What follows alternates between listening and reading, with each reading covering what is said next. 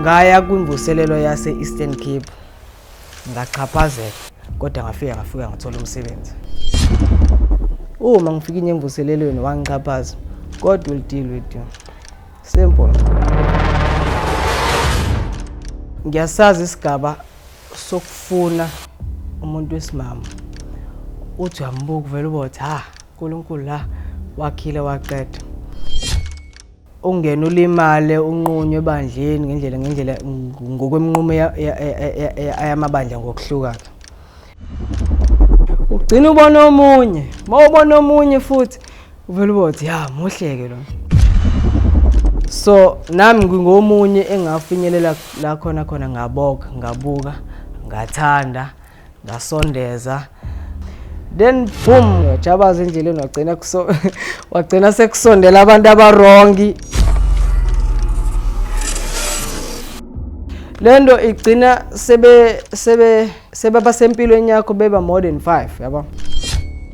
Khona ifraud eyenzeka, ngakwazi ukuthenga imoto yami yokuqala empilweni.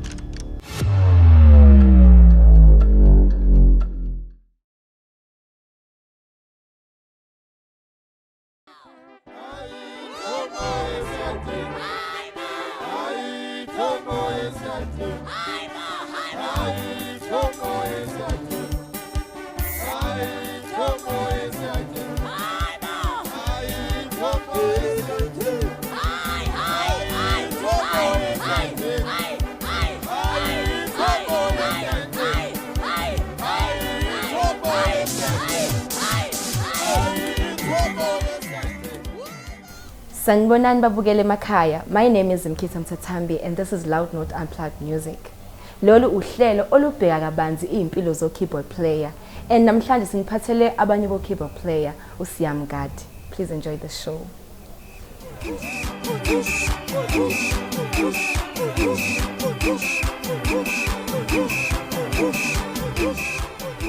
Igama lami nguSiyabonga Brian Mngadi, ngisuka le eMkhambathini kwaXimba. Ngizalelwe khona ngakhulela khona kodwa ekutheni kuhambeni kwesikhathi ngazohlala eThekwini, okuyiyona ndawo engixhumanisa nabantu abaningi ngokohlobo lomusic nokudlala ikeyboard. Ukuqala kwami ukufunda ikeyboard it was 2009 nakhona ngifunda ngenxa ukuthi ngangiyibona ngemvuselelweni which was 2004, but abasekhaya mabengitshela bathi into engangiyithanda kusukela kudala even before ngiyiboka ngazi kanjani, because bathi benginokuhlala emva kwendlu ngidume ngomlomo ngidlale something emoyeni. Then 2004 kwaba nemvuselelo eMkhambathini, ila khona ngaqala khona ngabona i-keyboard ngezwe nesound, ngafisa ukuyithinta kungekho umuntu engizoxhumana naye. Ekuhambeni kwebanga ngahlangana nginosisi wami umzala. Usisi wami umzala wahlangana nomuntu wesilisa la eThekwini, kanti lo muntu wesilisa unayo i-keyboard. Uma enayo i-keyboard 2008 uma sengiyibuka lento nayo lento engayibona emvuseleleni ngayithanda yangichaza. Nangu lo muntu lo futhi uyakwazi ukudlala i-keyboard. Ngicela sisi wami ngicela ungixhumanise nalo muntu so that ngizokwazi ukuthi ngifunde lento because ekudala ngiyithanda. Uma kunjalo angiphi basic which is udumiso uTsaka. Angiphi basic, uma engiphi basic, but before sifinyelele kwi-basic ngithola ukuthi udumiso uTsaka wayexhumana kakhulu nomfundisi uRasta Shows. Umfundisi uRasta Shows ngangibona dala ama videos ne-trend because i-video yakhe yayidume kakhulu, akhona idudla zaseThekwini eyidlala ngempela i-keyboard and leya sound ngayithanda kakhulu. That was before ngisondele kakhulu kwi-keyboard. So uma sengifika kudumiso uTsaka ngithola ukuthi uzwana nalo muntu lo owangenza ngayithanda i-keyboard ngayilangazelele ukuyifunda. Ekuhambeni wesikhathi anginika i-basic, uma nginika i-basic angazi ukwenzakalani. That was 2009. Angazi ukwenzakalani bagcina behlukene nosisi wami.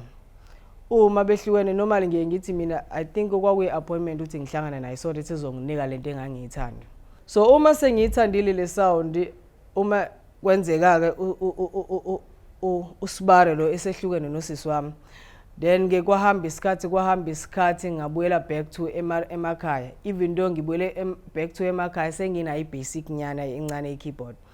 Uma ngifika kuno bhuti nje wayemncane ngaphansi kwami. Wayidlala lento le angiyazi ibizwa ngani kodwa ifuthwa ngomlomo kungaka nje. I think kunika inote kulabo abasuke becula ikhwaya. Ngayibuka lento ngibuka wow nanga ama-button la amhlophe phezulu ukuthi amhlophe namnyama. Ngayithanda ngathi ngicela ngiboleke so that ngizokwazi ukuthi ngipractice le basic engangiyifundisiwe. Okwayiyona into eyangigqugquzela kwahambeni isikhathi ngakwazi ukudlala from 1 ngize ngifike ku 7 kanjalo ngajwayela. Ngithe sengijwayelile kanjalo ngafika kwelinye isonto ekuthiwa yi-Ark of God Covenant Church eSemarisburg. Ekuyiyona sonto lalibe ngimvuselelo ngezwe lapho ke sound le keyboard. Mangifika khona engqondweni yami nginalento ukuthi for sure ngoba incane lento engiyifutha ngomlomo ngidlale la. Sengifuna ukuzwa ke i-keyboard ukuthi ke injani ngabe kuyafana. Ngathi mangifika khona ngiyeza ukuthi okay lento engiyifundile kuyiyona. It's just that bengisadinga i-guidance somehow ekuhambeni kwendlela. Okay ngilo ngifunda kanjalo ngabothi okay seyikhona uncane. Ngabuya ngeza eThekwini. Mangifika eThekwini ngiyakhumbula safika sahlala eMlazi kaW. Mangifika eMlazi kaW nginokuyibuza ukuthi okay sewuyikuphi la ngizokhonza khona ukuze ngiqhubeke ngizwe leya sound. Uma ngiyibuza kanjalo kwakhona omunye umfowethu owadlula wangithatha kaW wathi asambe kaF. Mangifika kaF haw yiyo lento le nayi le sound le engayithanda kusukela kudala. Phezulu ukuthi le sound engayithanda kusukela kudala kwaphela amaviki ambalwa hawunanga futhi lo muntu lo engangibukela kuwe nokuthanda i-keyboard engahlangana naye 2009 mangaphazama ngisafunde i-basic. Uma sengihlanganile naye hawu angikhumbula ukuthi wena umfana wosibanibani kanje ngithi yes kukanjani. Athi anginankinga ngoba ula eduze into engizoyenza ngizokusiza ngokuthi ngikunike i-basic ukuthi ukwazi ukujwayela ukudlala i-keyboard lapha nalapha ya. Yilokho okwenzeka la ngahlangana kanjalo nomfundisi uRasta Shows ekuhambeni kwesikhathi mangihlangana nomfundisi uRasta Shows ezingikhula kwi-keyboard wagcina sengithatha esengifaka kwi-ministry yakhe yetende. But before that ngangizwa isound yobaba uNkosana mangizwa ukuthi nayi lento ngiyafisa ukulinganisa not just obaba uNkosana futhi kuphela ngizwa neGod's Army ngapha. So la ngahlanganisa into ezu3 ngahlanganisa istyle sika baba uNkosana ngahlanganisa istyle sika baba Mazibuko kwi-worship. At the same time ngahlanganisa istyle se praise chorus kumfundisi uRasta Shows. So I think izona izinto engakhula ngazo ku-keyboard up until ngize ngifinyelele la khona nami sengithola sengisebenzisana nabantu engihlezi ngibabukela kude. So umusa kanjalo. Udumo malube kuwe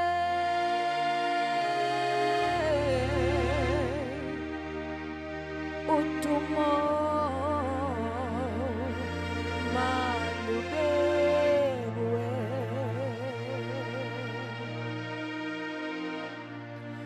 udumo malube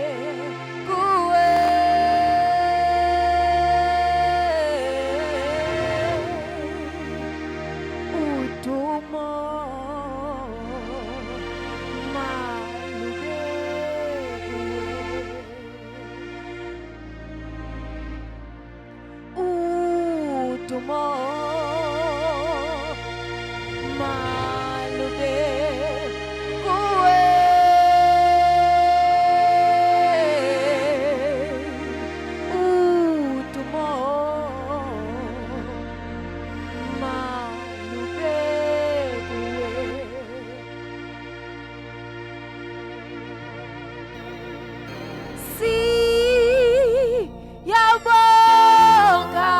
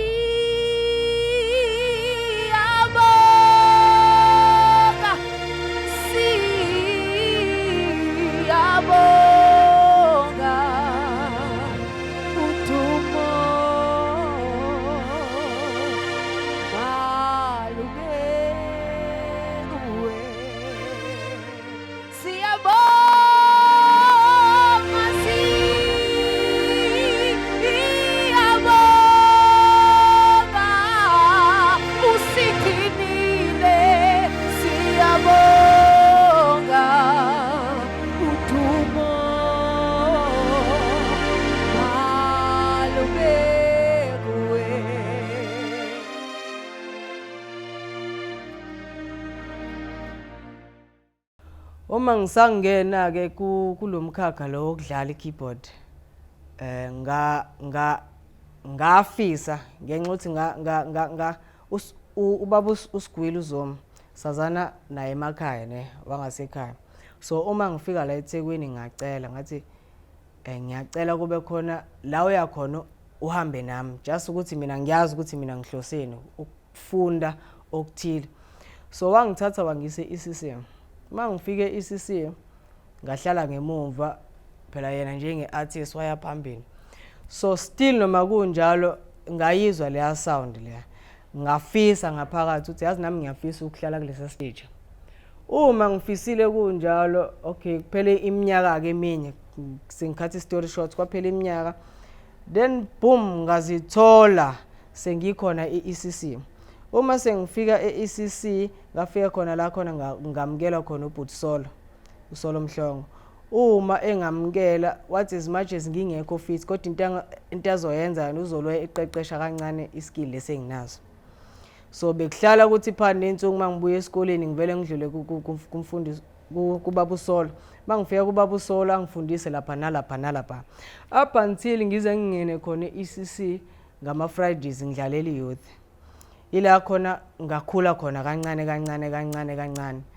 Uma kunjalo ngingasho ngithi ezinye zezinto ezangikhulisa phezulu kokungikhulisa ngalo ngifisa ukufinyelela kwezinye indawo kakhulu.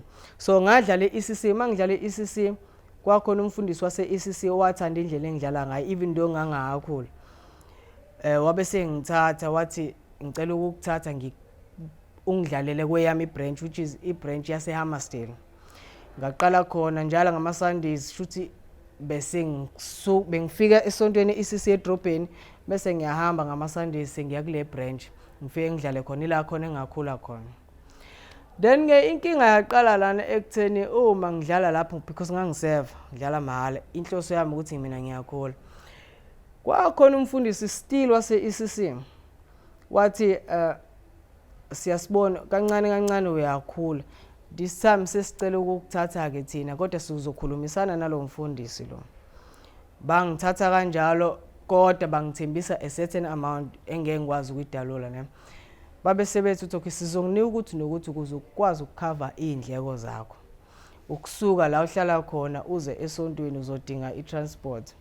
So ngeke uhlezi lo walk from eSouth Beach uza ngapha yabo. This time sesicela ukuthi sikunike imali each and every month lo mali abayisho.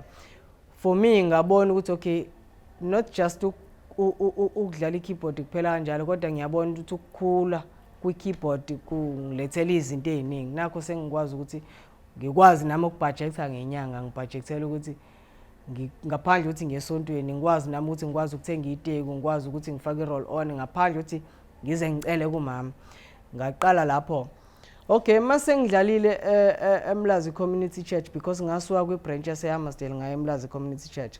Ngahlala khona for isikhathi eside thing till 2015. Into enzeka mangisuka eMlazi Community Church sengisuka nje straight it's because ngathola umsebenzi eLokhuzeni eEastern Cape. Nakhona before ngithole umsebenzi eEastern Cape kwaba khona ubaba owangicela wathi ngiyacela ngisizoba nemvuselelo njoba sizoba nemvuselelo sizokunika a certain amount. Kusho yena. Ngase ngathi no it's fine ngakhuluma futhi nobaba ngiphethe enkosini uthi baba ngicela ukuthi ungikhulule ngendawo nokuthi. But no it's not a problem. Bangikhulula kanjalo. Uma bengikhulula kanjalo mase ngifike eEastern Cape sawuhlala 3 weeks imvuselelo imnandi isho ngempela ayikancane. Ishwi hamba. Then ngemese uphelile lo 3 weeks uma sekumele umuntu asinike imfanelo zethu waqala wangatholakala ecingweni because wayesibeke kwamunye umzalwane ubaba umfundisi ubaba uNogwaza from Eastern Cape eMthatha. Sahlala kababa uNogwaza isikhathi eside. Uma lo baba sekumele as a team esisemela sinike imfanelo zethu ngendlela bethembise ngayo. Angazi ukuthi team le enye kodwa ngiyikhulumele mina angazi ngamthola ecingweni. Mangithi ngiyamfonela ayidrop icall yami akasekho yena ngihleli kamfundisi Nogwaza iwari yami ile ukuthi sengizobuyela ngani eThekwini. Kwasho ukuthi inhlanhla leyo ngikamzalwane, umzalwane wabe sengibuza, wahlala nami phansi wangibuza okay, uma kukanje singenza kanjani? Ngathi nami ayikho into engayenza kodwa ngiyacela simnike ithuba mhlambe lo baba lo uzogcina kwazile ukubuyela kumina. Samnika ithuba up until umzalwane umfundisi angibuza ukuthi okay, ayikho mhlawumbe into esingayenza kulesikhashana esincane nje obusakhona. Yabo? Because kwakusekuphela isonto lo baba akatholakala ecingweni. Pheze ukuthi uma engatholakala ecingweni lo baba mase umfundisi unogwaza ngibuza ukuthi okay, yini ke mhlawumbe onayo ukuze sibone ukuthi silelela ngani. Ngithi mina ngenza i-license i-driver's license 2015. Athi okay, ngoba unayo i-driver's license mhlambe ngizokucela ukuthi ungilekelele kulomsebenzi engiwenzayo. Wayesebenza kwenye company private company a sales agent khona. So ngase ngathi no, it's fine, anginankinga. Nakhona futhi sengivuma just because nginalento ukuthi eish kunokuthi ngihlale ngenzi lutho. Same time kuphele isikhathi ngimsiza lo baba angitshele futhi ngomlomo wakhe. Athi okay, ngikunika inyanga nezingaka. Kulezo nyanga nezingaka ngizogcina ngikufake ngaphakathi emsebenzini akasiyi manager. Ngingayibuzi futhi ukuthi kanjani. Okay, ngihlale khona ngiseve kunjalo emzini wakhe pheze ukuthi ngihlele emzini wakhe ngidla ukudla kwakhe pheze ukuthi ngidla ukudla kwakhe. Lo baba still engangize ngaye akatholakala. Uma engatholakala okay, ngigcine ngutholile umsebenzi. Uma etholakala akathole mina uthole yilo baba. Avela aphendule ngokuthi athi ayikho imali azosikhokhela yona, ayikho imali azongikhokhela yona yena. Uma ubaba unogwaza engibizela imeeting ezongitshela lonto kumina ngangisengiright ngaphakathi angazi ngavele nje nga-right. So uma ezongitshela zonke lezo zinto ngathi okay, as long as kukho into engiyenzayo manje itsfana ngikhohle lo baba. So ngingasho ukuthi ukulimala kokutheni lo baba nganginika imali yami kokunye kwangivulela eminyango mina ngingedwa. Because ukube mhlambe ngagoloza ngagoloza ngavela ngathathi ngafonela ekhaya ngathi manje ngicela ngifakele imali noma ngathi baba ngicela ngifakele imali ngibuye. Ngangengwazi ukuthola umsebenzi because ngathi mangithola umsebenzi ngiyakhumbula kwaku 2017 ngithola umsebenzi kwa Infinitech ngasebenza as a sales agent. Kwakulokhozana ngangiqala ngqa ukusebenza ngamlungu. Imali engangiyithola ngokusebenza because sasihola based on e-commission. It was not less than 25,000 ngenyanga. For me kwaba i-breakthrough ngajabula. Kanti angazi ukuthi ima khona la khona impilo yoqala khona. Ngajabula ukuthi wow, okay, ziyabuya. Mangisebenzile kunjalo to cut the story very short. Ngasebenza only 3 months. After lo 3 months ngakwazi ukuthenga imoto yami yokuqala empilweni. Uma sekukanjalo ke nakho ke phela ke sitholile imoto yokuqala empilo. Umuntu waqala ke wabona impilo ngenye indlela. Waqala watshabaza endleleni wagcina sekusondela abantu abarongi empilweni just because of izinto nazo ngaleso sikhathi. Nanokubona efonini ukuthi kunekwazi ukungena imali kangaka ngenyanga. Basondela ngenxa ukuthi umuntu yabathanda abantu abasondeza. Kanti kokunye laba sebeze ngendlela errong.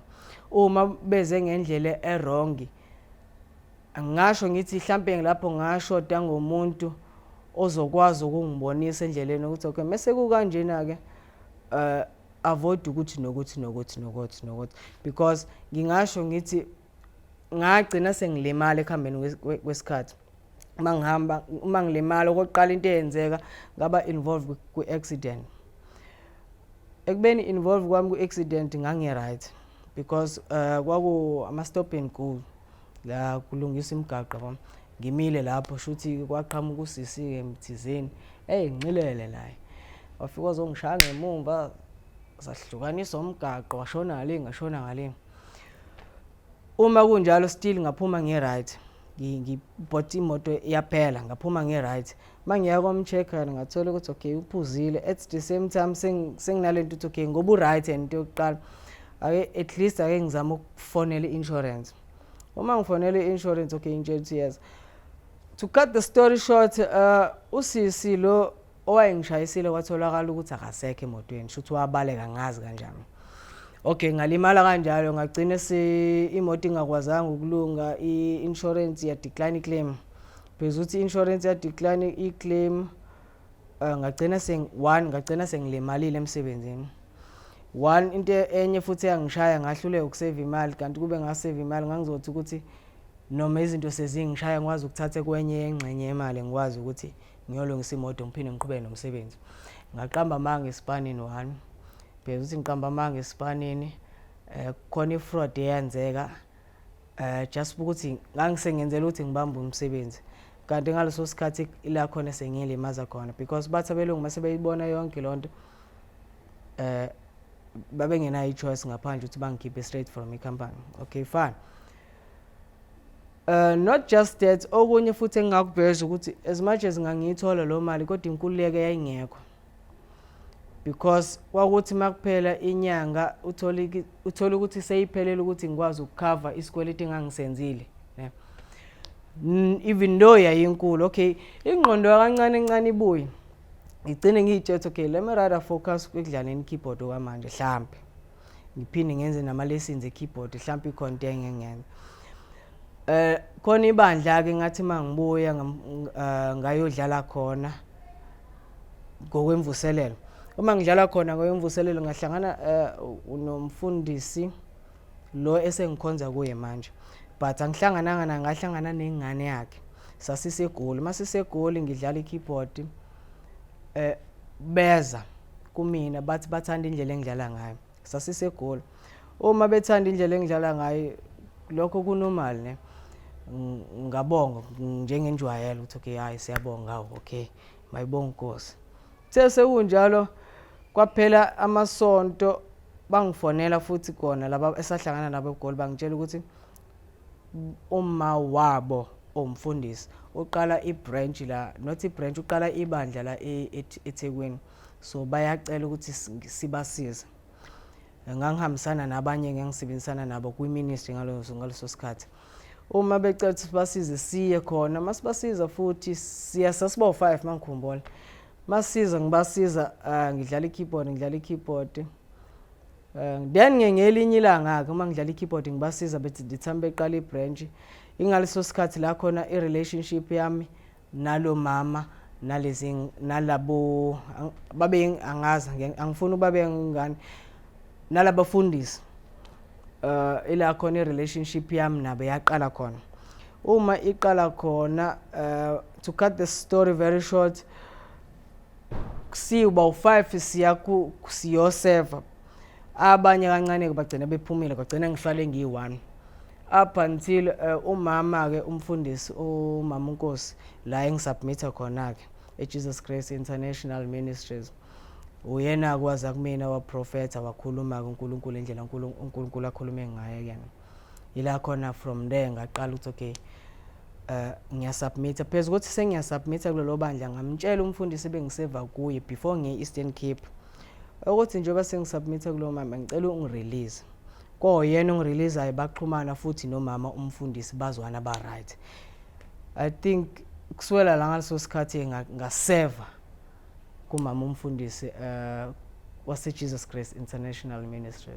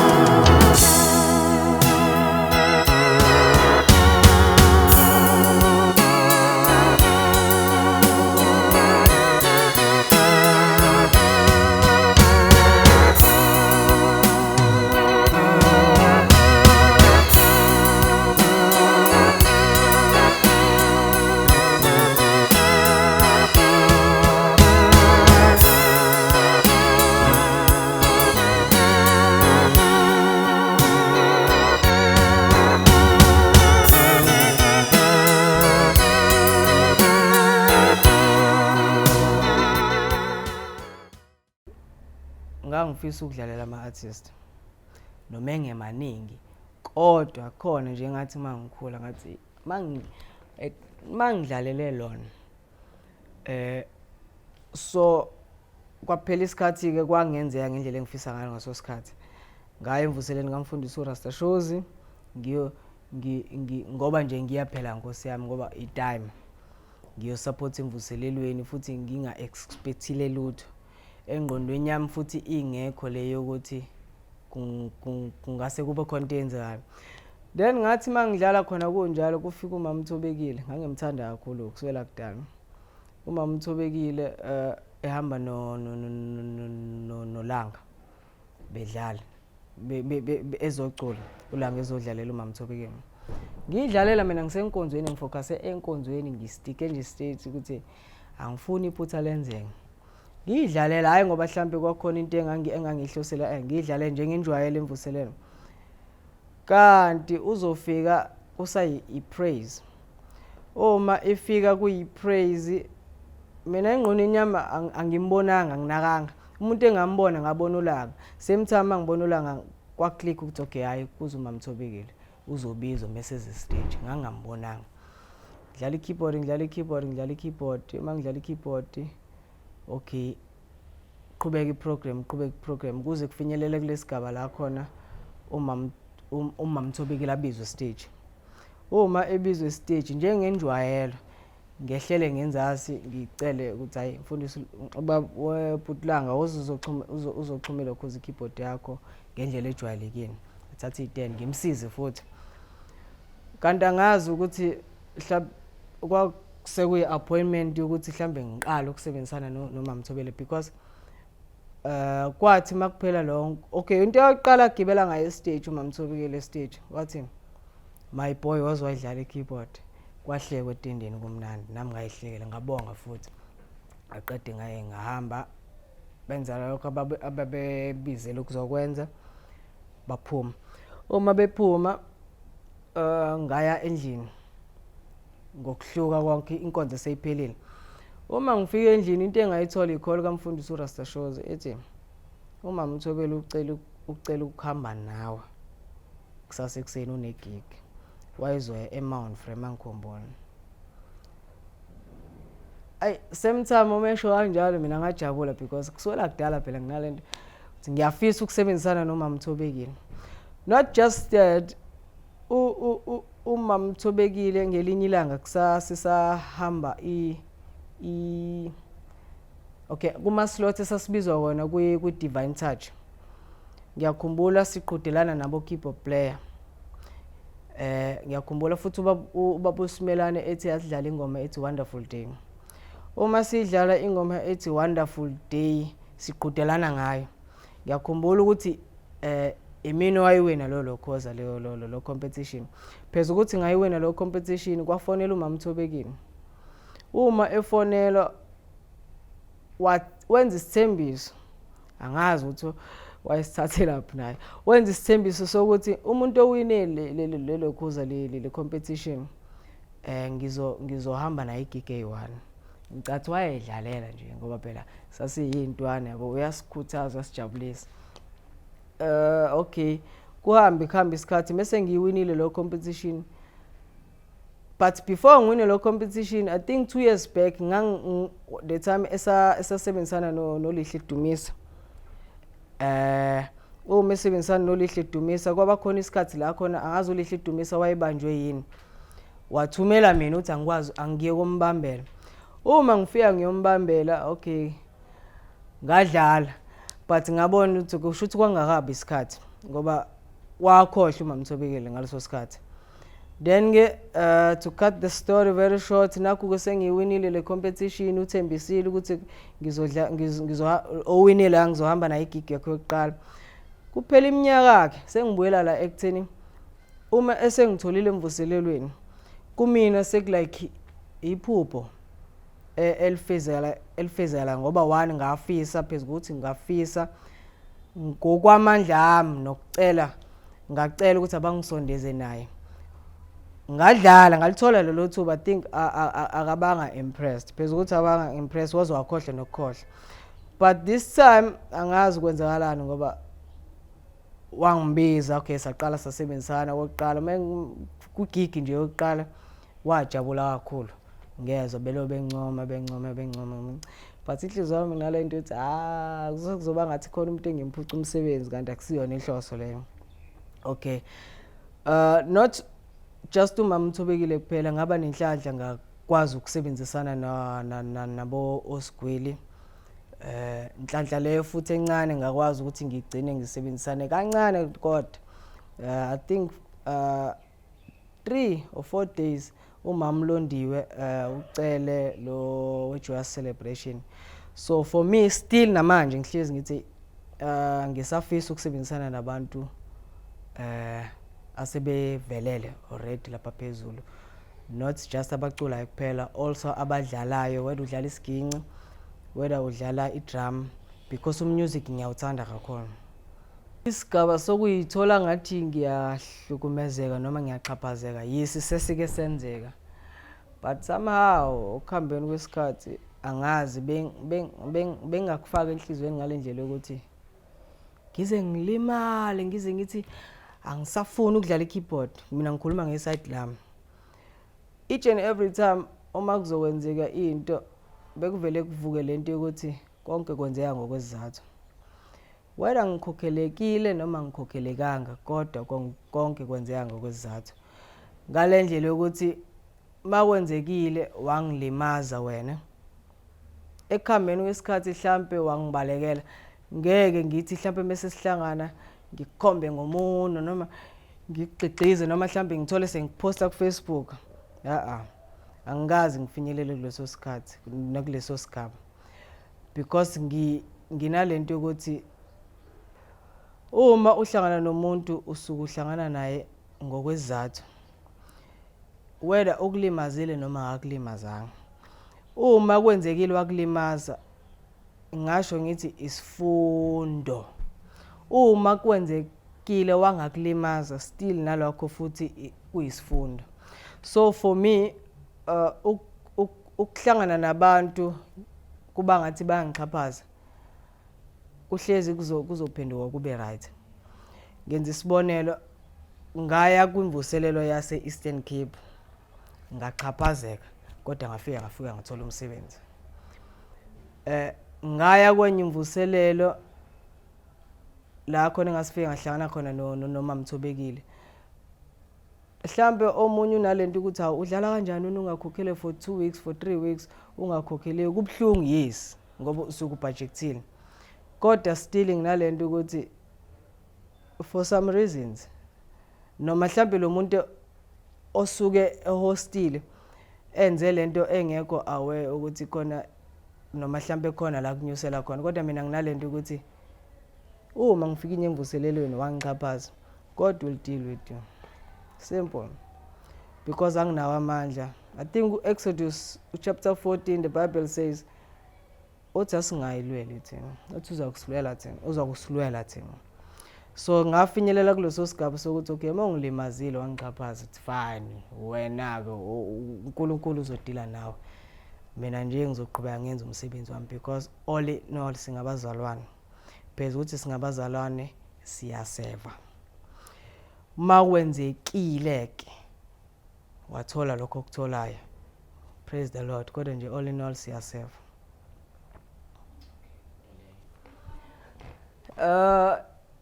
Okay, ake ngikhulume ngami, bakhiphe nje abantu.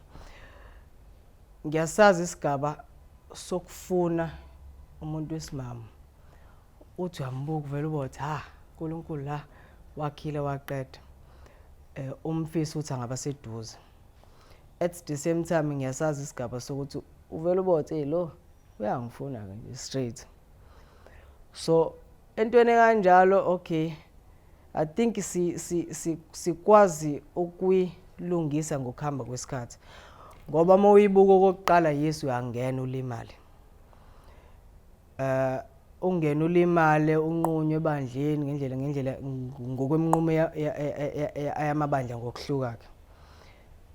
So nami ngingomunye engafinyelela la khona ngabuka, ngathanda, ngasondeza uma umuntu esesondelile kumina ngabo ukuthi akusiyena lo. So lento igcine ikwenze unqene kumphoqa lo. Phela uthi unqenile ukumphoqa angikhondoni isono ne ku wrong kodwa sengizama ukuveza ukuthi inkinga edlulene esibhekene nazo. Ugcina unqene kumphoqa lo umshiye njalo kunjalo khona ekhona. Ugcina ubona omunye, mawubona omunye futhi uvela ubothi ya muhleke lo. Phela kokuthi muhle uthi okay into esengifuna ukuyibona ke manje inhliziyo yakhe. Kokunye futhi uchazwa indlela umuntu akuseva ngayo mhlawumbe lethi okay angazi ngiyibeka kanjani.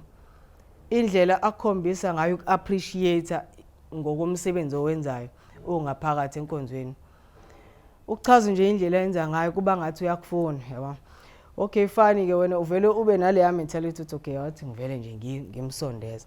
Uma umsondeza naye ngenxa ukuthi usukhulumile usebenzisa iskill uNkulunkulu akupha yona igift yokukhuluma mase kuyenzeka umsondeza usisi mase umsondezile usisi uthola ukuthi ey ya kona inhliziyo yakhe i-right kodwa lapha ya khumbula ngaso sikhathi khona ngimbeka eceleni phela uthi khona ngimbeka eceleni nalo manje sengiyalibona iphutha phela uthi sengiyalibona iphutha angisazi manje sengizowenzakalani yabo.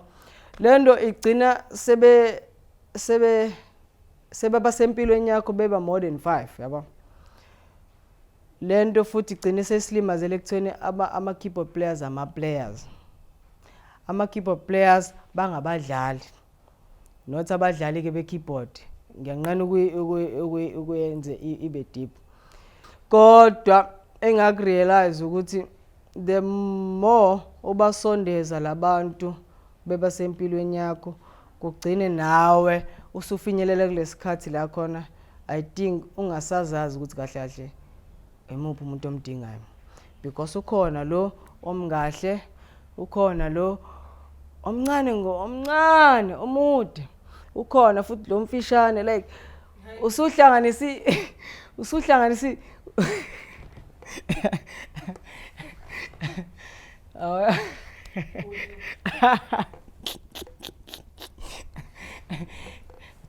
yabona okay bengisasho ukuthi ugcine usuna because uma ubona ukuthi lo muntu akusiyena lo omdingayo awukwazanga ukumtshela ukuthi ngicela siyeke nalo ngokuhluka kwayo because usuku ubuke lo mhlamba wambone emngadli wamthanda because lapho udlala ikeyboard ubuka lonke uhlobo ubuka bethandaza ubuke sometimes bekuhlabelela beshaya ichorus lapha bedansa mase uyathemtheka mase uthemthekile ube nalento ukuthi ufisa ngathi ungaya kuye. Ngiyengitshela abafethu abasangena kwindima ukuthi kwezinye izinto kuphoqa ukuthi ubalenge.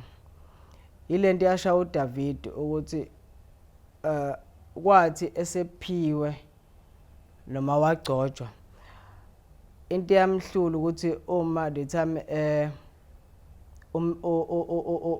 uBathsheba egeza embona into yamshaya waya ngokuthi no unamandla uyalwa waya ngomzimba wakhe kanti this time bekuyimpi ehlukile.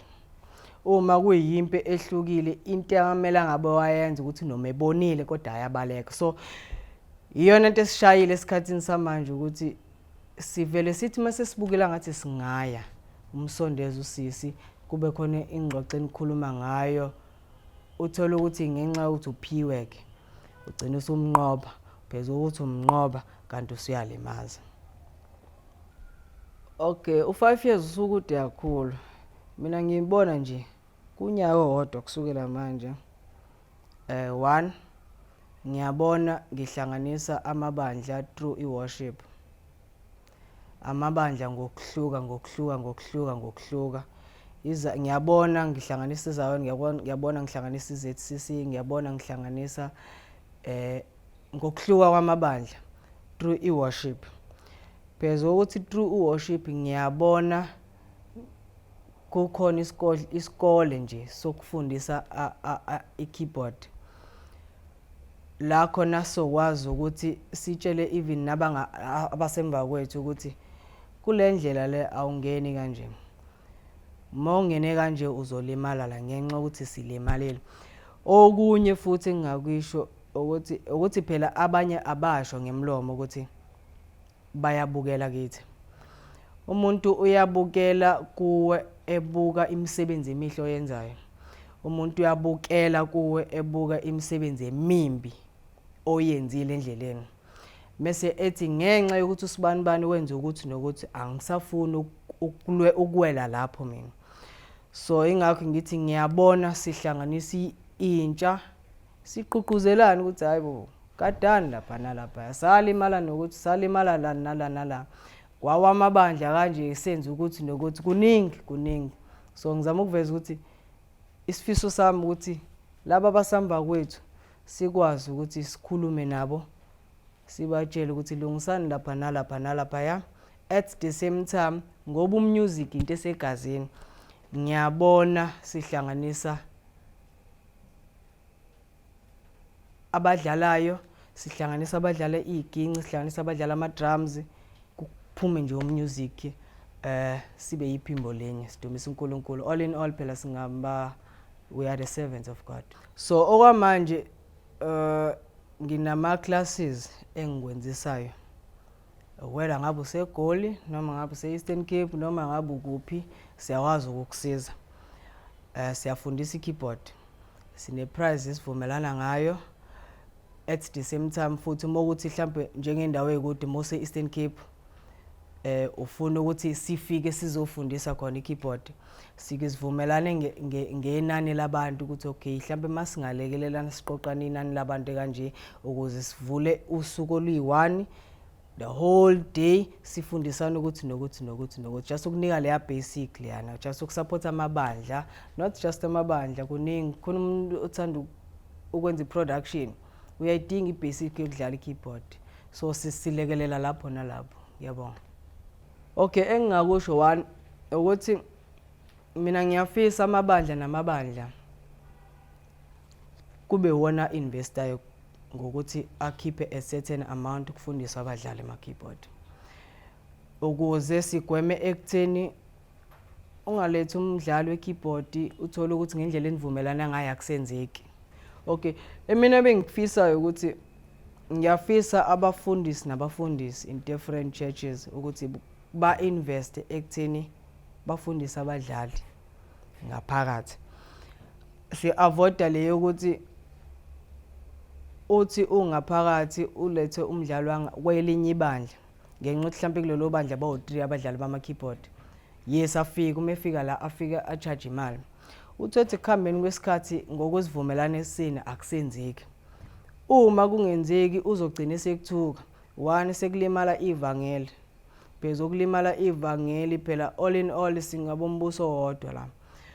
U-keyboard player as long as usindisiwe. U-keyboard player uma u-keyboard player usindisiwe usukwazi ukuthuka umfundisi yabo ukuthi abakwenye inkolo sebebuka ngelinyiso ukuthi hawo bandawonye kodwa futhi balwisana bodwa. So ngizama ukuveza ukuthi mina ngingasho ngithi abafundisi aba-invest kumadodana angaphakathi. Lo mala ekhona uthi hamba ufunda i-keyboard lo abambona because umfundisi nomfundisi ingane yakho uyakwazi ukuyibona ukuthi le igodi kuphi nakuphi nakuphi. Thathe lo mali hamba ufundisa ulokhozi u-keyboard player akwazi ukuzoseva ngaphakathi.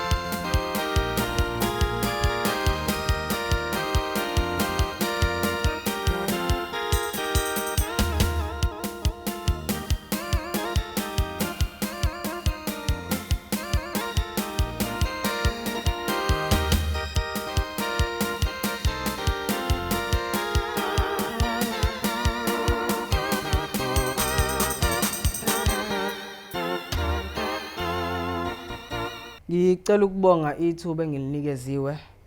Igama lami ke ku Facebook ngiyatholakala, ku TikTok, Instagram Siyabonga Brian Mngadi. Ku TikTok search SB Mngadi. On WhatsApp noma mhlambe la ngifoneleka khona inamba ithi 079 3210 478. 079 3210 478. Ngiyabonga. Thank you for watching today's episode and I hope you enjoyed it. Uma nifisa ukuxhumana nathi, please send us an email to loudnotemusic@gmail.com. Follow us on Facebook, Loudnote Unplugged Music, and also subscribe on our YouTube channel. Don't forget to like this video. Nibe nobusuku omnandi. My name is Mngadi.